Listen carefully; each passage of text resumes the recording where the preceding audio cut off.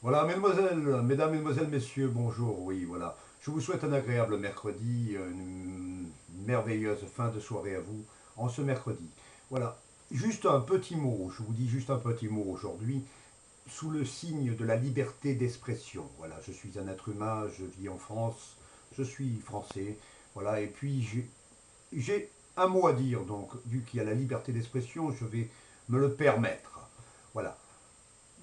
Tout d'abord, je vais vous raconter des petites histoires que vous connaissez. Nous sommes sous le sixième président de la République.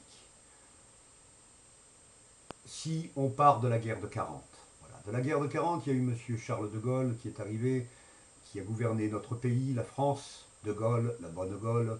On pourrait parler de noms prédestinés. Et puis, tout s'est bien passé pour ce monsieur, en fait. Il a payé les dettes de guerre et tout ça. Il y avait du travail pour tout le monde parce qu'il fallait reconstruire. Reconstruire sur quoi? Sur des millions de morts qui forment le passif. Des millions de morts.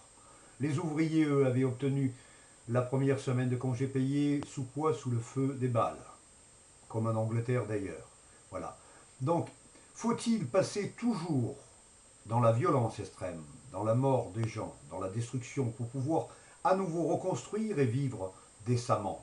Faut-il passer par là? Est-ce digne de s'appeler humain? Les êtres humains, ce qui nous différencie des animaux, c'est la bête et l'humain. L'humain, lui, par définition, pense, parle et comprend. Voilà.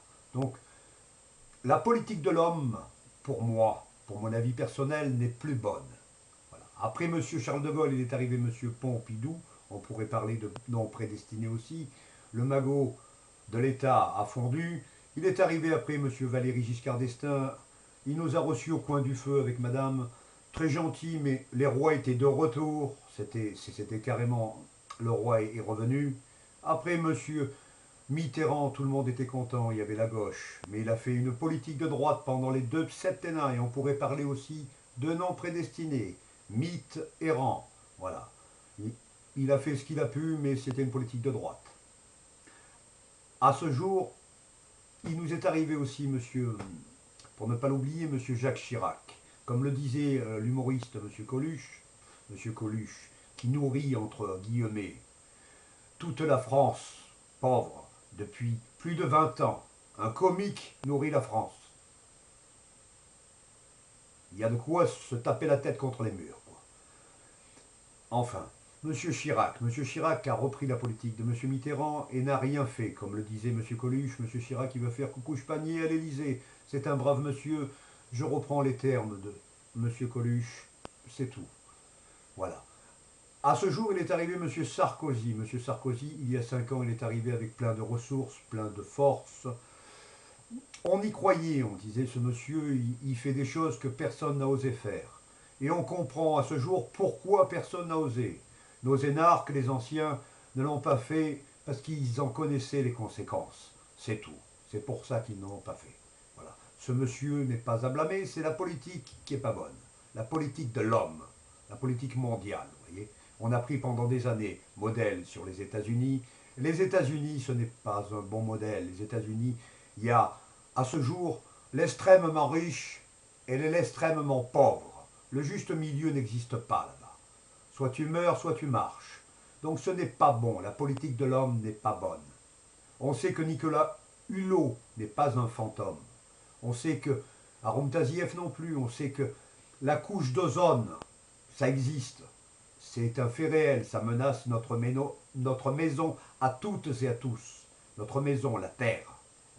Donc à nous de faire les choses en tant qu'être humain, sans aucune violence. Même si mon message la porte à taper les mots, à être un peu violent, ce n'est pas ma pensée à moi. La violence, non.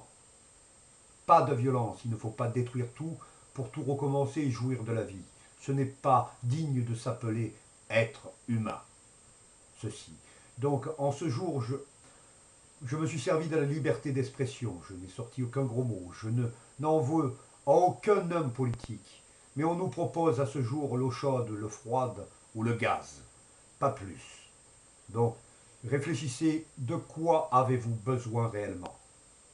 De vivre et de garder une terre saine et propre pour enfants et nos petits-enfants et nos arrière-petits-enfants qui puissent vivre dans une planète jolie, pas dans un WC quelconque. Voilà. Bon, bonne fin de journée à vous, bon mercredi soir et merci beaucoup de vos écoutes. Je ne suis qu'un simple homme. Je suis papa, c'est tout. Et je n'ai pas été à l'école longtemps, mais je peux comprendre tout cela.